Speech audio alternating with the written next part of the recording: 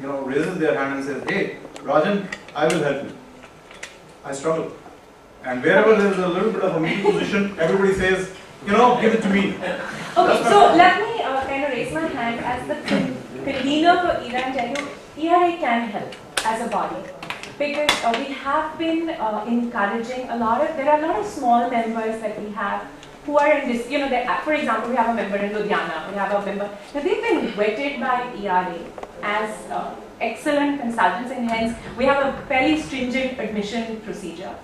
And these are people who do very good quality work, so we have them all across the country. And we have been encouraging some of the larger members who have access to decision makers that make a hub and spoke model and go to the industry and offer them a solution where you manage these people because they're a part of your network or your body. They're looking for an opportunity like this to be a part of a bigger hub and spoke model. Let me challenge you there. Sorry to get into this debate. It ain't gonna work. Because what is going to happen is there are a lot of these small arrangements, small tickets, commercials will get into the way. And it will be very successfully.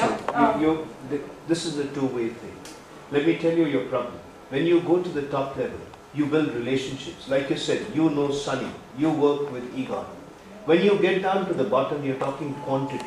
When you talk quantity, the people who actually handle it on the ground will not be able to manage relationships. And the kind of delivery you want will only happen with relationships. So the problem that you have is 50% of what you're talking about, you'll have to do. And the other 50%, the consultant will have to deliver. Because otherwise, the commercials are important. We're not in business to make, to ensure that Max succeeds unless you're a client of ours. And we're in business to ensure that we succeed. So that is it's a two-way thing. But of course, if you succeed, and like you said, you go from 3,000 to 15,000, we work with you over that space, both of us will succeed. So the problem is when we all think on the big, we all want to hit one bill and say, okay, my quarters thing is done. No denying that. But there is, as Reliance has proved and many other companies which do disintermediation have proved, coming down to the bottom, lots of small bills actually add up to much more than one big bill. So it's the mode of delivery. Now, just to complete one small thing more, like you said about ERA, what you said is also true and what you said is also true. Probably what we need is an intermediate platform. So that, it's very clear that what you want, it is, and what they have to deliver is also very clear. And there is an agreed commercial and if you work with 15 consultants, probably 6 of them will fail. And 8 or 9 of them will do well. So that's not coming from that perspective. You caught me wrong.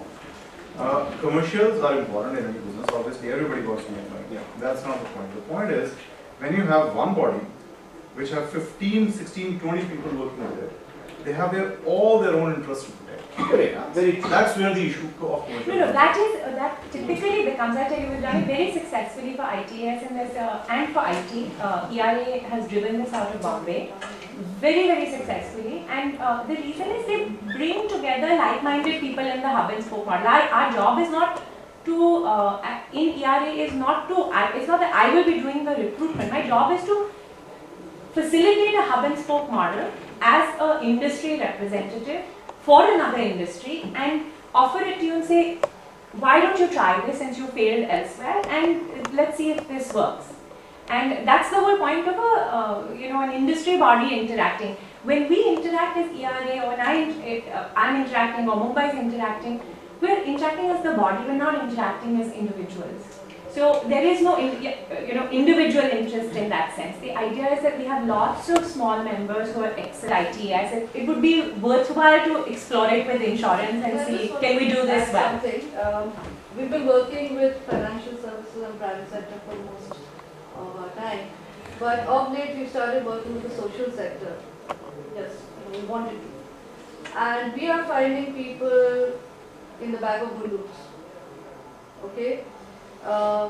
The way they handled it, this was a UN entity, is that they invited people to bid, and we did, and we got some people were selected. And as Donnie rightly said, see, when you deal with the NGO, it's actually very clean, transparent. I'm not saying the private sector isn't, but it's really not as two-way a process dealing with the private sector. You've got to understand that as a bank, you can lose billions of dollars you know, and you still survive, the American government bails you out or whatever. You know, for us, it's like, we pack up. You know, we got to pay salaries at the end of the month. And that recognition of what makes an entrepreneur tick, you know, is something that is not there in every client. You know, and some businesses were like, we must have started from around